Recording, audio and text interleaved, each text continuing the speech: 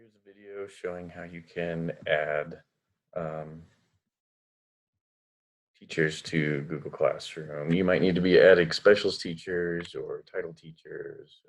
If there are other staff members you need to add to your Google Classroom, it's pretty easy to do that, and then those teachers can add resources and assignments and things like that as well. So open up your Google Classroom class and go over to People. And under people, you have two sections, one for teachers and one for students. This is just a sample class. So there's one teacher and one student. But to add a teacher, you click on the little add button there, put in the teacher's name, and then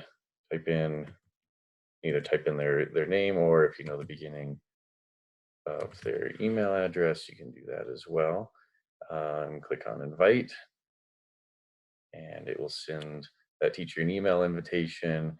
And once they accept that invitation, then they show up as teacher. Until then, it shows up as just invited. If you invited the wrong person, you can go to the little menu here and go to remove. If you invited them and it's taken a while for them to accept the invitation, you can also click on email, and it'll send them another reminder to join your class. So that's how you add other teachers to your Google Classroom.